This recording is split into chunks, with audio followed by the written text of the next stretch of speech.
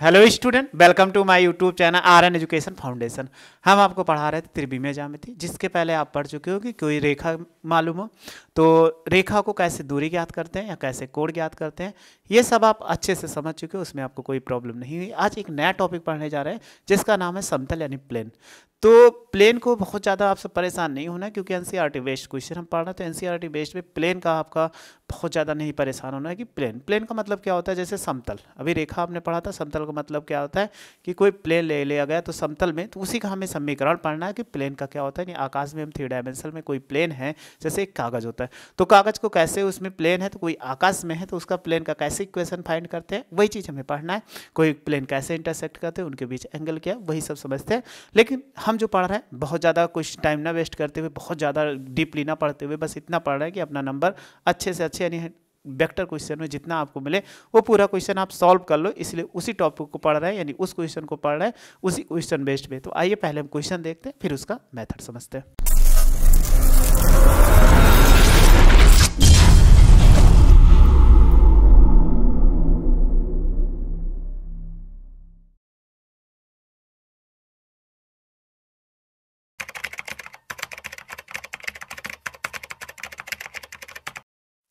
Lecture number 9 है, तो last exercise है वेक्टर का।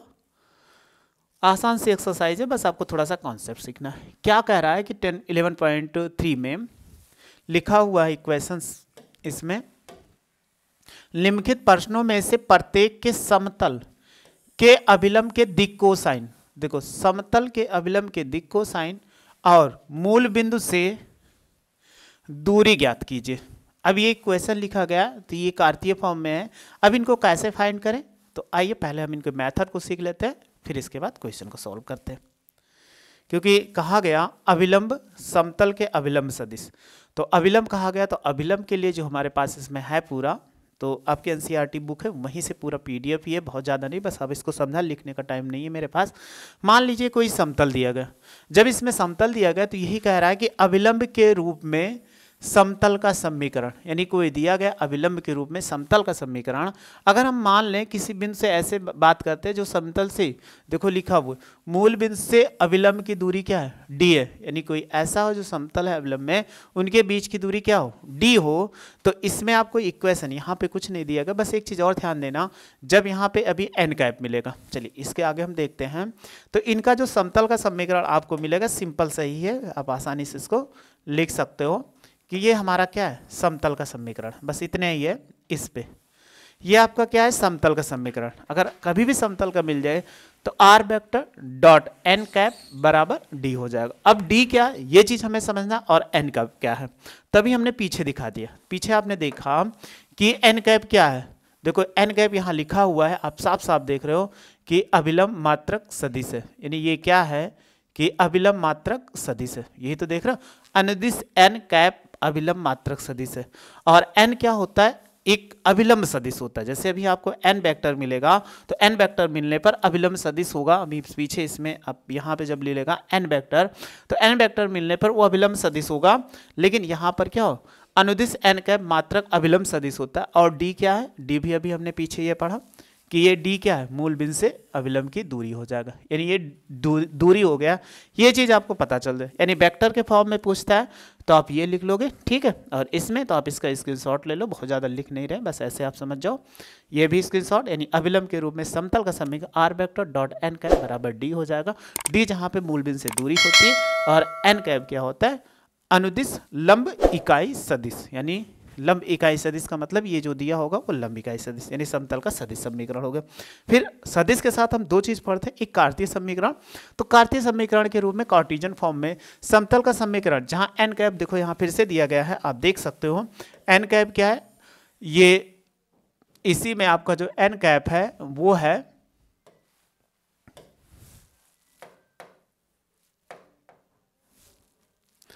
ये एन कैप जो है वो क्या है कि समतल के अभिलंब इकाई सदिश, समतल के इसमें अगर कोई बिंदु P मान लिया जाए, P बराबर x कामा y कामा z हो तो OP बराबर z।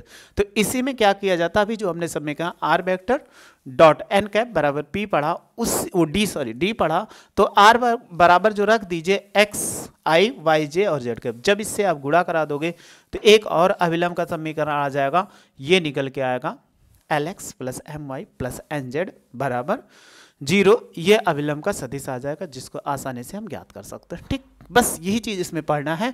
तो d क्या है, मूल बिंदु से दूरी है, यही आप जानते हो, उसमें कोई समस्या नहीं। LMN क्या होता है, ये दिक् कोसाइन, यानी LMN ये क्या होता है, दिक् कोसाइन यानी डायरेक्शन कोसाइन। ठीक, अगर आपको अभिलंब के रूप में पूछा जाए समतल का समीकरण तो आसानी से ज्ञात कर सकते। ठीक, इसी के साथ साथ स्क्रीनशॉट ले लो।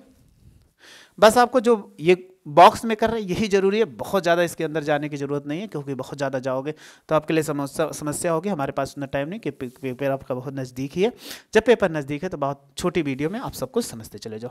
फिर देखो, अब हम मान लिया जाए हमारे पास एक पॉइंट और आता है, क्या आता है, एक दिए हुए बिंदु के अनुलंब तथा दिए हुए बिंदु से होकर जाने वाले समतल का समीकरण। मतलब एक, जैसे ये क्या है, एक बिंदु ऐसे दे दिया गया P है, ऐसे एक समतल दी, ये सब समतल है, तो इससे एक बिंदु से होकर जाने वाले समतल का समीकरण क्या होता है, ये हम सीखते हैं। तो अगर मान लिया जाए कि इस पॉइंट में कुछ नहीं, बिंदु P x1 कामा y1 कामा z1, यानी बिंदु जो इससे होकर जा रहा है P x1 कामा y1 कामा z1 है, तब देखो किस समतल का समीकरण क्या होगा। तो समतल का सदिश समीकरण जो आपको मिलेगा ये हो जाएगा। समतल का सदिश समीकरण ये हो जाएगा, जो इससे होकर जाएगा, तो ये समतल का समय r vector minus dot a vector बराबर n वेक्टर बराबर 0। n जहाँ पे क्या होगा, n वेक्टर जो होगा वो लंब, यही पे लिखा हुआ है सदिश अनुलंब होगा, यानी ये लिखा हुआ है n वेक्टर क्या है कि n वेक्टर के अनुलंब क्या है, सदिश है, और a वेक्टर जो होगा वो बिंदु होगा, जो बिंदु स्थिर सदिश मान लेंगे वो हो जाएगा। जो क्वेश्चन मिलेगा तो अभी आपको बताया। अब एक और देख लो, अगर कार्तीय फॉर्म में मिल जाए यानी कार्टेशियन फॉर्म में, तो यही चीज़ डायरेक्ट आपको लिख देना। क्या करना, वही चीज़ हमारे लिए है कि a बराबर, यानी हमने r बराबर क्या रख दिया, r वेक्टर, तो r वेक्टर बराबर x y cap i cap y j cap z cap मान रखे, और n बराबर जैसे ax by, ऐसे देखो यहाँ पे लिखा हुआ है सब ai bz, और ये हो जाएगा c कैप। इसको जैसे गुणा कराओगे तो डॉट रखा है तो आई जे कैप हट जाता है, बस इतने समझ लो, अभी और मिलेगा। तो बस हम 2 टॉपिक इसको करना चाहते थे, आगे फिर क्वेश्चन पढ़ते हैं और सीखते हैं। इसका भी स्क्रीनशॉट आप ले लो। चलिए, अब क्वेश्चन को आप बहुत आसानी से समझ में जाओगे, क्योंकि कार्टेशियन फॉर्म समझ चुके हो। वो ये इसी रूप का है, क्योंकि कह रहा है समतल के अभिलंब। ठीक है, तो ये दिया गया है, तो इनको क्या करें हम कि कैसे सॉल्व करें, उसी को हमें क्या करना है, आपको सिखाना है। इनमें दिया गया क्वेश्चन, तो पहला क्वेश्चन है, हम एक्सप्लेन करते हैं, पहले क्वेश्चन को ले लेते हैं। पहला क्वेश्चन लिखा हुआ है z बराबर 0, अगर z बराबर 2 लिखा हुआ है, ऐसे लिखा हुआ है। अगर हम इसको समतल के संपूर्ण फॉर्म में लिख लें तो हम ऐसे लिख सकते हैं 0x प्लस 0y और प्लस z बराबर कितना, 2 हो जाएगा। ठीक, अब क्या करो, x y के गुणांक से सबसे पहले भाग कर दो।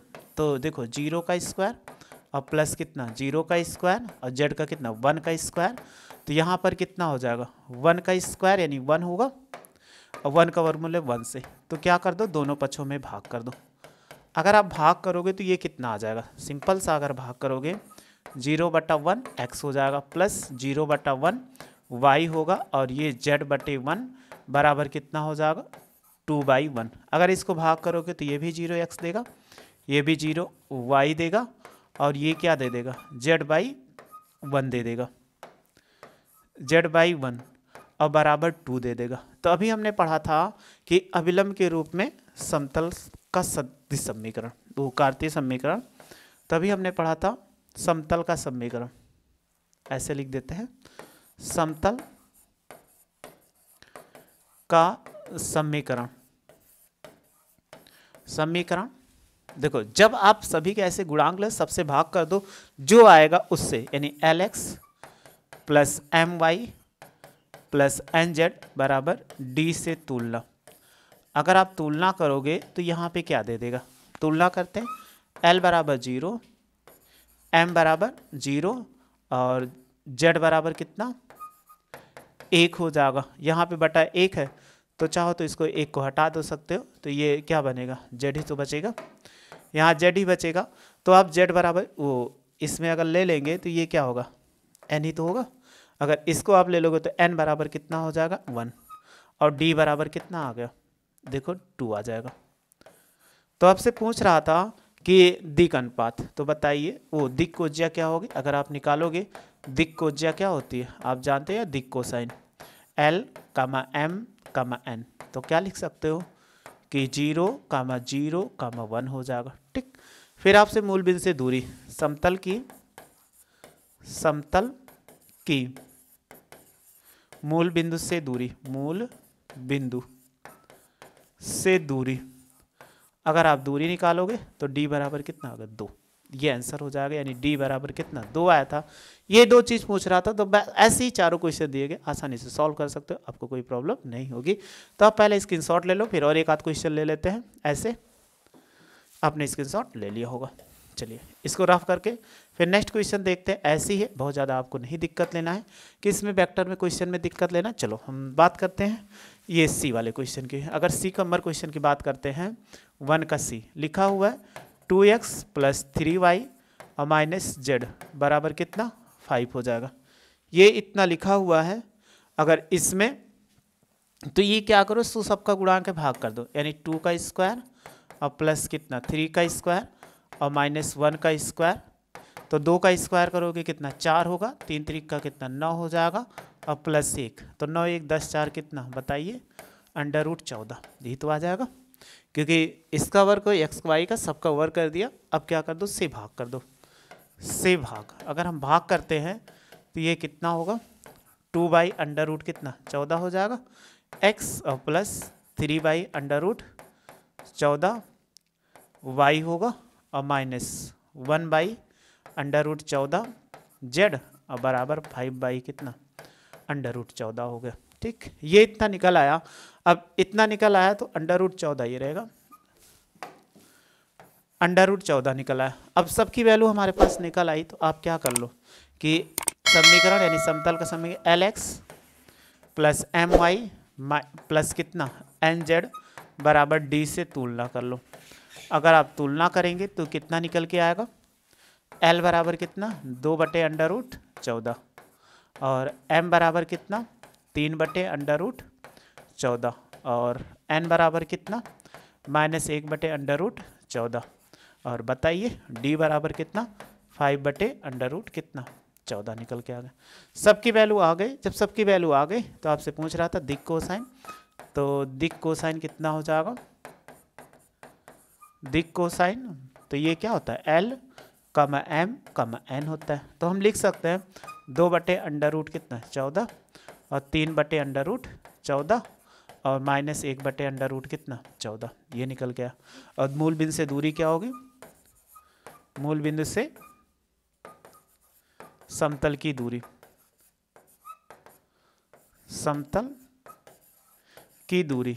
अगर आप दूरी की बात करते हैं D बराबर कितना हो जाएगा 5/√14 कितना 14, यानी ये आंसर आ गया। तो सारी वैल्यू हमने निकाला था। देखो जैसे पीछे निकाला वैसे ही निकाल ले, इसलिए कोई समस्या आपको नहीं होगी। तो आप स्क्रीनशॉट ले लीजिए। स्क्रीनशॉट आपने ले लिया, ठीक। इसमें आपने स्क्रीनशॉट ले लिया, इसके आपको कोई दिक्कत नहीं होगी। कोई दिक्कत होगी इसको हम रफ कर देते हैं।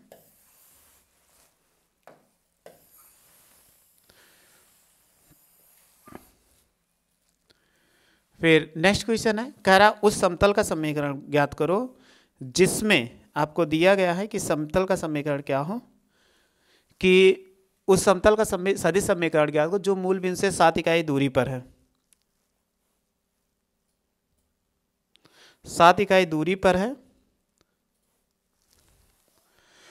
और कह रहा है कि उसकी सदिश, आपको ना दिख रहा हो तो थोड़ा सा बड़ा कर देते हैं। देखो लिखा हुआ है उस समतल का सदिश समीकरण ज्ञात करो जो मूल बिंदु से 7 मात्रक दूरी पर है और सदिश इतना है। तो आप सबसे पहले देखो इसमें दिया गया है कि 2 नंबर मूल बिंदु से 7 इकाई दूरी पर है, मतलब D बराबर कितना 7, और ये कह रहा है कि अविलंब इकाई से नहीं कह रहा, अविलंब सदिश कह रहा, मतलब n वेक्टर बराबर कह रहा है कि 3i माइनस फिर +5j और -6k, ये इतना लिखा हुआ है।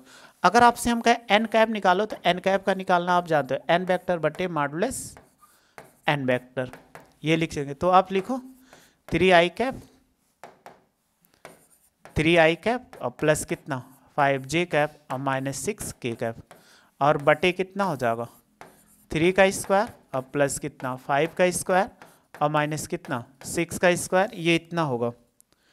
अब इसको जब लिखेंगे तो ये कितना हो जाएगा 3i कैप और प्लस 5j कैप और माइनस 6k कैप, और जब इसको ले लेंगे तो देखो 3 त्रिक का 9 और पचोम कितना 25, और इसको जोड़ोगे 6 36, जोड़ दो। अगर 25 और 9 जोड़ोगे 25 5 30, 25 5 30 34, और 34 36 जोड़ोगे कितना 34 36, 6 4 10, 3 3 6 1 7, ये कितना आ जाएगा। अगर हम बात करें तो यह हो जाएगा 3i कैप और प्लस 5j कैप और माइनस 6k कैप, ये इतना बटे कितना √70, ये इतना आ गया। तो अब बताइए कि इसके समतल का सदिश समीकरण क्या होगा, बताइए समतल का सदिश समीकरण। तो अभी हमने क्या बताया R vector dot N cap बराबर कितना डी। तो आप अगर वैल्यू पुट कर दो तो कितनी वैल्यू है, देखो आर वेक्टर और डॉट, ये वैल्यू कितना है 3i cap plus 5j cap और माइनस 6k कैप, और बटे कितना √70 बराबर कितना होगा C1। ये इसका क्या हो जाएगा आंसर, जो आसानी से हम क्या कर सकते हैं इनको दे सकते हैं। तो ये इसका आंसर होगा, जो चीज़ हमें करना था वो आसानी से हम कर सकते हैं। तो ऐसे अगर कभी भी क्वेश्चन मिल जाए तो आसानी से आप ज्ञात कर सकते हो। आप स्क्रीनशॉट लेना चाहो क्वेश्चन का भी साथ साथ, तो आप क्वेश्चन भी दिखा देते हैं। आपको समझ में आ गया क्वेश्चन को कैसे सॉल्व करते हैं। तो ये हो गया, इसी बेस्ड पे जो हम बता रहे हैं उसी पे है। आगे देखते हैं नेक्स्ट क्वेश्चन। कह रहा है तीसरा नंबर को निम्नलिखित के समतलों का समीकरण कार्तीय सदिश ज्ञात कर, मतलब ये समीकरण दिए इसको कार्तीय सदिश के रूप में ज्ञात करना सबसे आसान क्वेश्चन, इससे आसान कुछ है नहीं। चलिए हम क्वेश्चन को लिखते हैं और अच्छे से समझते हैं। इसको थोड़ा छोटा कर देते हैं। आप पढ़ भी लिए, स्क्रीनशॉट ले भी लिए होंगे। देखो 3 नंबर क्वेश्चन क्या कह रहा है कि इसको R vector dot I cap plus J cap और माइनस कितना के कैप बराबर 2, इसको कार्तीय सदिश के रूप में ज्ञात करना है। तो कार्तीय सदिश के रूप में बहुत ही आसान है, बस कर दीजिए कि आर वेक्टर बराबर एक्स आई कैप प्लस वाई जे कैप और प्लस जेड के कैप रखने पर, अगर आप रखते हैं तो ये क्या देंगे, यहाँ हो जाएगा एक्स आई कैप प्लस वाई जे कैप और प्लस जेड के कैप, ये हो गया। फिर डॉट देखो कितना हो जाएगा, इस पे लिख सकते हैं कि आई कैप प्लस जे कैप और माइनस कितना के कैप बराबर कितना 2 हो जाएगा। देखो डॉट में आपको मालूम है आई के साथ आई, तो इसको गुणा कराओगे ये x होगा, इसका आई का गुणा 1, जेड वाले का y का गुणे 1 और जेड का जेड गुणे कितना -1 बराबर 2। तो गुणा कराइए x प्लस वाई और माइनस जेड बराबर 2, बस इसका आंसर होगा। इतने आसान है, बस x के स्थान पे ये वैल्यू रख के आपको मल्टीप्लाई करा देना। तो आपने स्क्रीनशॉट ले लिया होगा। चलिए फर्स्ट हो गया, अगला देखते हैं। ऐसे फिर लिखा हुआ है, कौन सा है बी नंबर, 3 का बी नंबर है, लिखा हुआ है R vector dot 2i cap plus 3j cap और माइनस 4k कैप, और हम लिख सकते हैं बराबर 1। तो क्या करो आर वेक्टर बराबर एक्स आई कैप प्लस वाई जे कैप और प्लस जेड के कैप रखने पर, अगर हम इसमें रखते हैं तो देखो कितना बन जाएगा एक्स आई कैप प्लस वाई जे कैप और प्लस जेड के कैप। अगर आपने ऐसे रखा और इसके बीच में डॉट लगाया, फिर ऐसे लिख दिया 2i cap plus 3j cap और माइनस 4k कैप बराबर कितना 1। तो आप जानते हो डॉट निकालना, इसलिए डायरेक्ट कर दो, कोई समस्या नहीं है। x का साथ x, i के साथ i का, तो ये 2x हो जाएगा, 3 के साथ j के साथ j का तो 3y और माइनस कितना 4z बराबर कितना 1, ये इसका आंसर होगा। तो आप ऐसे क्वेश्चन को सॉल्व कर सकते हो, हमें नहीं लगता आपको क्वेश्चन में प्रॉब्लम होगी। चलिए स्क्रीनशॉट ले लो, थोड़ा सा सी वाला बड़ा है इसलिए ले लेते हैं। आपने स्क्रीनशॉट ले लिया। चलिए सी नंबर क्वेश्चन ले लेते हैं, तीसरे का सी। तीसरे का सी नंबर है आर वेक्टर डॉट फिर लिखा हुआ एस माइनस 2t, दिख नहीं रहा होगा इससे आपने परेशान हो क्योंकि हम लिख रहे हैं। ये हो जाएगा आई कैप प्लस 3 माइनस टी, और ये कितना होगा जे कैप, फिर प्लस 2s और प्लस कितना t, और ये हो जाएगा k कैप, ये 2s है, 2s हो जाएगा प्लस t k कैप और बराबर कितना 15।